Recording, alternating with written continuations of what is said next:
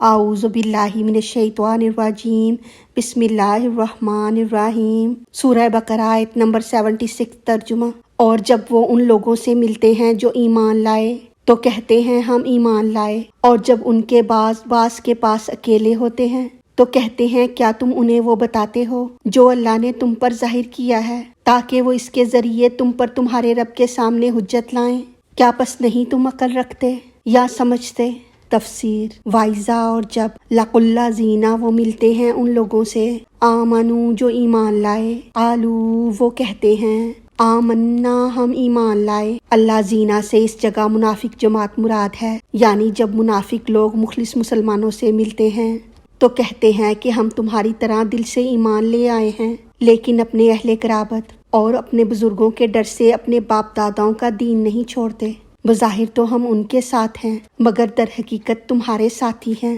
وائزہ اور جب خلا اکیلے ہوتے ہیں، بعضهم بعض ان کا، الا طرف، بعضن بعض کی، پہلے بعض سے یہاں منافقین اور دوسرے بعض سے کھلے کافر مراد ہیں، یعنی جب بعض منافقین ایسی باتیں بنا کر اور مسلمانوں کو اپنے ایمان کا یقین دلا کر اپنے علماء کے ساتھ تنہائی میں جمع ہوتے ہیں جہاں کوئی مسلمان نہیں ہوتا، قالو تو کہتے ہیں اتحدثونہم کیا تم بتاتے ہو ان کو، یعنی کھلے کافر ان منافقین سے کہتے ہیں کیا تم مسلمانوں کو ایسی باتیں بتا دیتے ہو جن کو ہم نے اب تک مصلحتاً چھپا رکھا ہے؟ خیال رہے کہ یہ کفار تنہائی میں ہی ملامت کرتے تھے، کیونکہ علانیہ ملامت کرنے میں انہیں دو خطرے تھے، ایک یہ کہ کہیں یہ منافقین ہم سے کٹ کر مسلمانوں سے نہ جا ملیں، اور دوسرے یہ کہ مسلمان ہمارے ڈر اور خوف سے خبردار نہ ہو جائیں، اس لیے چھپ کر ان سے کہتے تھے۔ اس چھپے راز کا اظہار حضور صلی اللہ علیہ وآلہ وسلم کی نبوت کی کھلی دلیل ہے،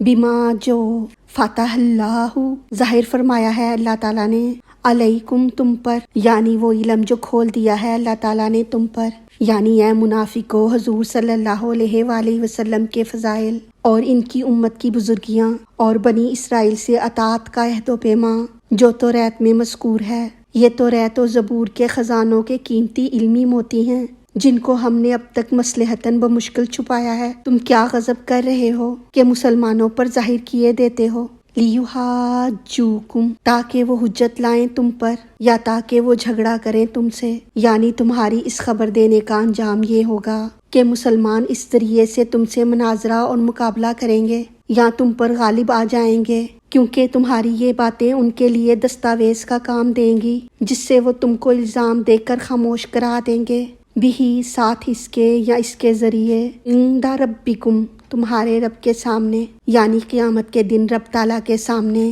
مسلمان تم کو رسوا کریں گے اور کہیں گے کہ مولا انہوں نے ہمارے سامنے اسلام کی حقانیت کا اقرار کیا اور پھر اس کی مخالفت کی، جس سے تم اقبالی مجرم اور اقراری ملزم بنو گے، جس کی سزا بھی زیادہ ہوتی ہے اور رسوائی بھی۔ افلا کیا پس نہیں تعقلون تم عقل رکھتے؟ اس میں منافقین سے خطاب ہے، یعنی اے منافقو تم یہ بات سمجھتے کیوں نہیں اور اس غلطی سے بچتے کیوں نہیں؟ یہ بھی ہو سکتا ہے کہ یہ کلام رب کا ہو اور مسلمانوں سے خطاب ہو کہ اے مسلمانوں تم یہ واقعات سن کر سمجھتے کیوں نہیں اور ان کے ایمان سے مایوس کیوں نہیں ہو جاتے؟ اللہ تعالی ہماری غلطیوں کو معاف فرما کر ہمارا پڑھنا سننا اپنی بارگاہ میں قبول فرمائے، ہمیں دین و دنیا کی تمام نعمتیں عطا فرمائے اور ہمیں عمل کی توفیق عطا فرمائے، آمین یا رب العالمین۔ وما علینا الا البلاغ المبین۔